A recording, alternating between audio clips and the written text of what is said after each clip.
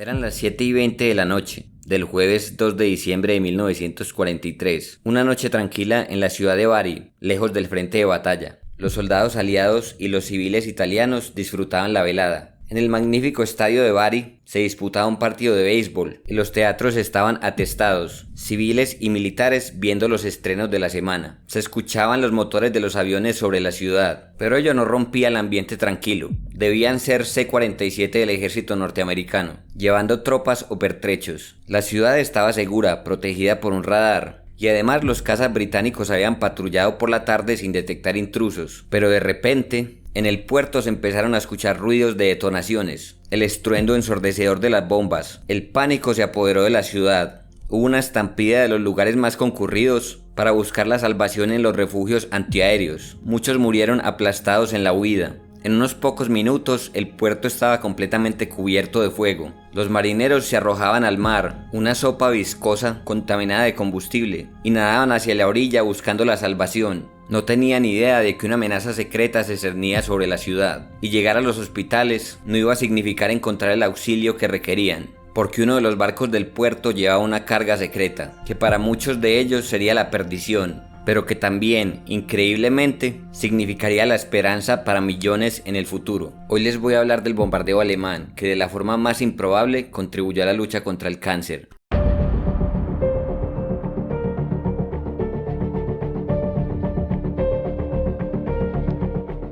En primer lugar, considero que es vital que entendamos de qué manera la guerra llegó a Italia. Como sabemos, Italia y Alemania fueron aliados durante la primera parte de la Segunda Guerra Mundial.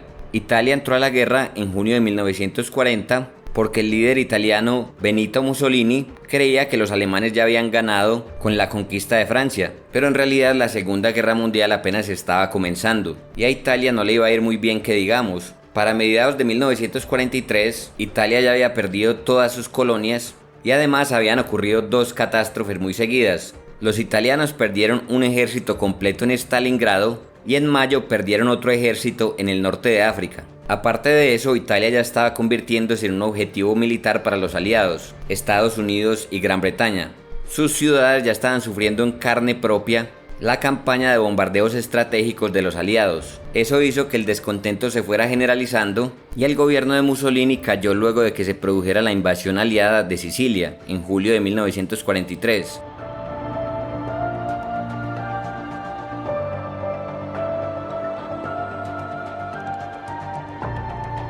En un principio, el nuevo gobierno italiano encabezado por el rey Víctor Manuel III y por su plenipotenciario Pietro Badoglio le prometió a Hitler que iban a seguir luchando del lado de Alemania, pero eso era una vulgar mentira.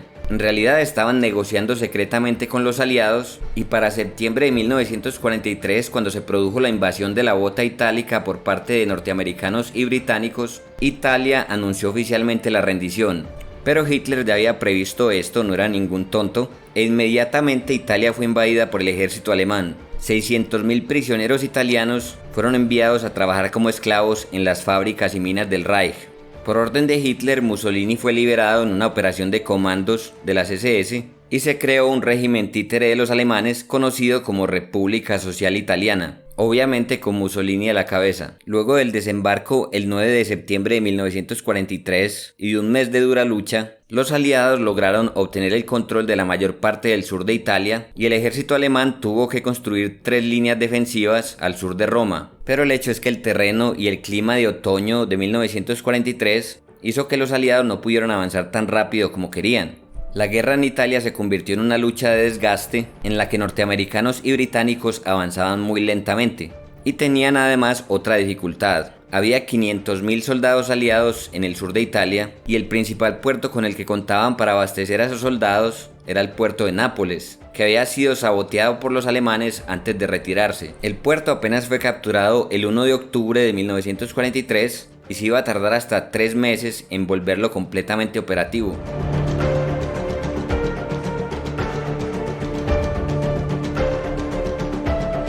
En este punto entra la ciudad de Bari en nuestra historia, ya que Bari era el segundo mejor puerto del sur de Italia después de Nápoles, es decir que iba a ser completamente esencial para el esfuerzo de guerra aliado en Italia. Y esto obviamente quiere decir que Bari se iba a convertir en un objetivo militar importantísimo para el ejército alemán. El puerto de Bari se convirtió en el principal centro de abastecimiento para el octavo ejército británico y para las fuerzas aéreas que bombardeaban Alemania desde Foggia. La 15ª Fuerza Aérea del ejército norteamericano, dirigida por Jimmy Doolittle, tenía su cuartel general en la propia ciudad. Evidentemente, Bari era un objetivo muy jugoso para la Luftwaffe, para la Fuerza Aérea Alemana, pero los aliados estaban tan seguros de que los alemanes no tenían la capacidad para atacarla, que el mariscal del aire británico Arthur Cunningham aseguró en una entrevista el mismo día del bombardeo que se iba a tomar como una ofensa personal que los alemanes atacaran Bari. Claramente no creía que existiera ninguna posibilidad real de un ataque de la Luftwaffe,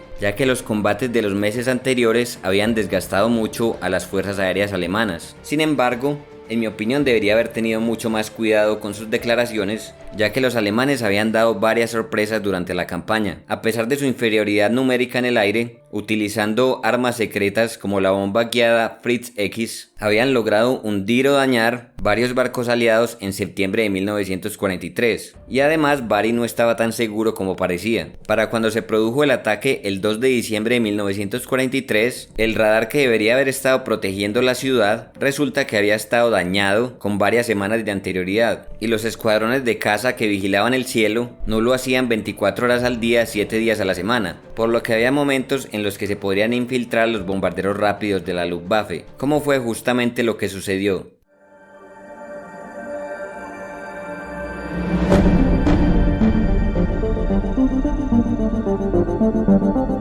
El máximo comandante de las fuerzas alemanas en Italia, el mariscal Albert Kesselring, estaba esperando cualquier oportunidad para atacar el puerto de Bari, ya que dañarlo podía retrasar el aprovisionamiento de las fuerzas aliadas en Italia. En la tarde del 2 de diciembre, un Messerschmitt 210, avión de reconocimiento de la Luftwaffe, descubrió que las defensas de Bari estaban bajas. La tarde-noche sería el momento propicio para atacar. Kesselring ordenó que 20 bombarderos Junkers Ju-88 bombardearan el puerto. Los alemanes no sabían que el radar de Bari estaba defectuoso, por lo que antes del bombardeo, 2 aviones dejaron caer del cielo miles de tiritas de metal para confundir el radar, y luego, volando a una altura de apenas 45 metros, los bombarderos Junkers dejaron caer sus bombas sobre el puerto y sobre los barcos anclados en él. Una de las bombas inmediatamente hizo volar el oleoducto que cruzaba el puerto, regando petróleo en llamas por todas partes. El vapor Boscom fue impactado y su carga de equipos médicos y gasolina se prendió fuego, quemando las líneas de popa, por lo que el barco empezó a moverse hacia el John L. Modley, que estaba cargado con 5.000 toneladas de munición. El fuego provocó una enorme explosión en el barco, que mató a sus 64 tripulantes instantáneamente.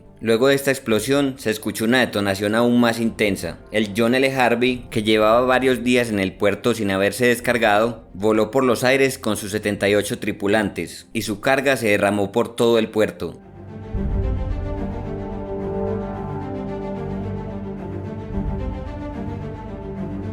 En total fueron hundidos 17 barcos y 8 más fueron seriamente dañados. El ataque, que empezó a las 7:20 de la noche, apenas duró unos pocos minutos, pero para aquellos que no murieron instantáneamente, la agonía apenas estaba empezando. La carga secreta que transportaba el John Harvey haría que este bombardeo no fuera como cualquier otro y que sus consecuencias fueran importantes para el desarrollo de la medicina.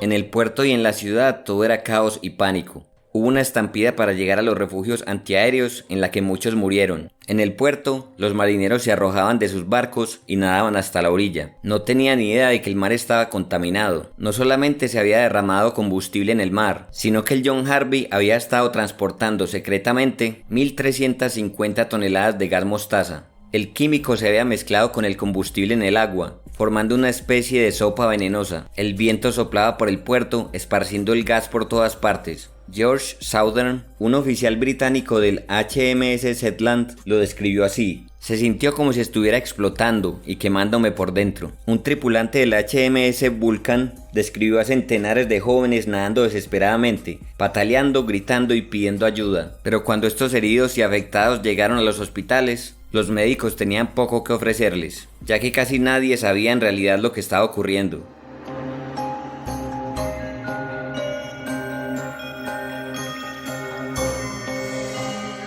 La carga del John Harvey era desconocida para la mayoría, ya que era parte de un plan secreto del gobierno norteamericano para reunir armas químicas cerca del frente, con el fin de poder responder inmediatamente a un potencial ataque químico alemán. Eisenhower, el máximo comandante de los ejércitos aliados, había recibido reportes de la inteligencia italiana que indicaban que los alemanes estaban dispuestos a utilizar armas químicas con el fin de castigar a los italianos por su rendición. Por ese motivo, con autorización del presidente Roosevelt, se habían transportado proyectiles con carga química al supuestamente seguro puerto de Bari. Por obvias razones, muy pocas personas podían saber este secreto, ya que la idea era responder a un ataque no convencional alemán y no provocarlo. Por ello, en las primeras horas luego del ataque, los oficiales que tenían conocimiento de lo que pasaba decidieron quedarse callados. No se podía correr el riesgo de que los alemanes se dieran cuenta de que los aliados estaban reuniendo armas químicas. Durante los primeros días, los doctores iban a tener que trabajar a ciegas e improvisando. Primero que todo, utilizaron los tratamientos convencionales para quemaduras y traumatismos,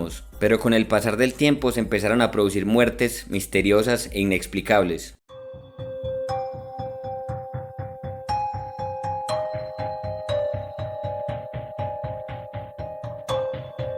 Los pacientes estaban siendo afectados por una especie de dermatitis de origen desconocido. Muchos de ellos parecían mejorar, pero de repente caían en coma y morían. Un ejemplo típico de esto fue el del marinero Philip H. Stone, que llegó al hospital sin herida alguna pero cubierto de aceite. En unas horas desarrolló ampollas y cayó inconsciente. Un par de días después despertó pidiendo agua, pero inmediatamente cayó inconsciente y murió de manera abrupta. Los doctores sospechaban que era lo que podía estar pasando, ya que había algunos indicios del tipo de químico que contaminó el puerto. Desde el principio se sintió un fuerte olor a ajo, característico del gas mostaza, lo que llevó a algunos marineros a preguntarse de por qué el ejército norteamericano estaba transportando ajos a Italia, el país del ajo. Otro indicio fue la epidemia de ceguera y ojos irritados que se produjo entre los marineros y los rescatistas, apenas unas horas después del ataque. Incluso los doctores que habían estado en contacto con los heridos empezaron a sufrir de ojos irritados, teniendo que operar en esas condiciones. Los doctores también observaron que las ampollas de los afectados eran las típicas del envenenamiento por gas mostaza, pero una cosa era tener sospechas y otra era tener pruebas, y sin pruebas no se podía emitir una alerta sobre un tema tan serio que podía tener repercusiones para el propio desarrollo de la guerra. Iba a ser necesario esperar hasta el dictamen de un experto.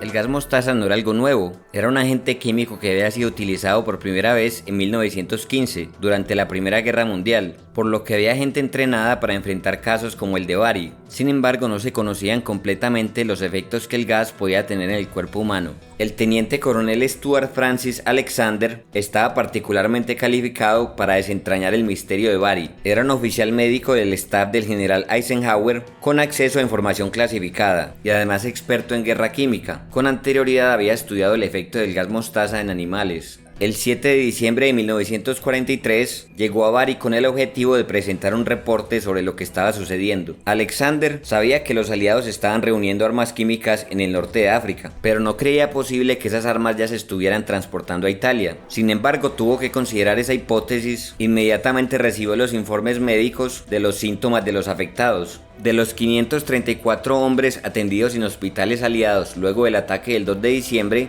281 tenían síntomas de envenenamiento por gas mostaza. La tasa de mortalidad era del 12%, más alta que en los ataques con gas de la Primera Guerra Mundial. Ninguno de los oficiales que entrevistó le reveló a Alexander cuál podía ser la causa del envenenamiento, por lo que recurrió a una serie de exámenes exhaustivos y autopsias para demostrar su hipótesis. Además, envió un buzo al puerto para buscar trazas de gas mostaza en alguno de los barcos hundidos. No quería lanzar ninguna acusación sin haber reunido todas las pruebas necesarias. El buzo enviado por Alexander encontró trazas de gas mostaza en las bombas que habían detonado en el John L. Harvey. Ya no existía duda alguna de que el origen del envenenamiento eran bombas de fabricación estadounidense.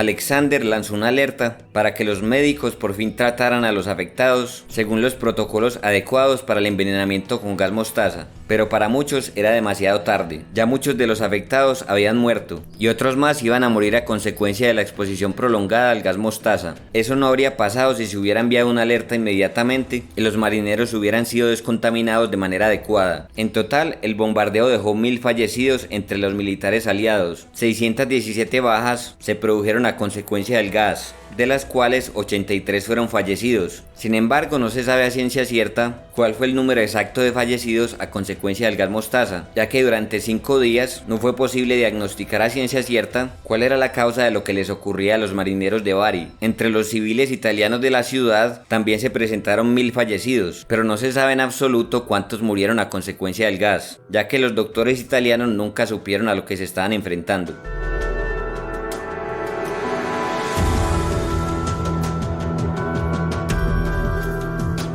A pesar de lo terriblemente trágico de esta situación, Alexander vio una oportunidad para sacar algo positivo. Los exámenes que realizó en los envenenados demostraron que el gas mostaza destruía los glóbulos blancos de la sangre y prácticamente hacía desintegrar a los ganglios linfáticos de los afectados. Era la primera vez que se podía observar de manera tan patente los efectos sistémicos del gas mostaza en humanos. Ello porque los afectados habían recibido grandes dosis debido a que estuvieron sumergidos en agua contaminada y el gas mezclado con combustible se había adherido a su piel. Esa también era la causa de la tasa más alta de mortalidad. Alexander quedó intrigado sobre el potencial medicinal que tenía ese efecto del gas, ya que el efecto tóxico sobre las células blancas podía ser utilizado para tratar algunos tipos de cáncer, como la leucemia y el linfoma de Hodgkin. Alexander estaba decidido a que esta información quedara en la literatura médica, por lo que le presentó a sus superiores el informe más exhaustivo posible. El 27 de diciembre envió el reporte a sus superiores, pero por obvias razones fue inmediatamente clasificado. No se podía correr el riesgo de que los alemanes se enteraran de que estaban reuniendo armas químicas, aunque curiosamente los alemanes ya lo sabían. Tenían agentes de inteligencia en la ciudad que los habían informado de los extraños sucesos luego del bombardeo, pero a pesar de conocer esa información, los alemanes nunca atacaron a los aliados con armas químicas, quizá porque Hitler no lo consideraba una opción viable para ganar la guerra, y las consecuencias para Alemania podían ser devastadoras. Los norteamericanos aceptaron las conclusiones del informe de Alexander, pero los británicos apenas lo hicieron mucho después de que la información fuera desclasificada en 1959. En 1986, 600 marineros británicos tuvieron que recibir pensión retroactiva por haber sido gaseados en Bari, cosa que el gobierno británico se había negado a aceptar hasta entonces.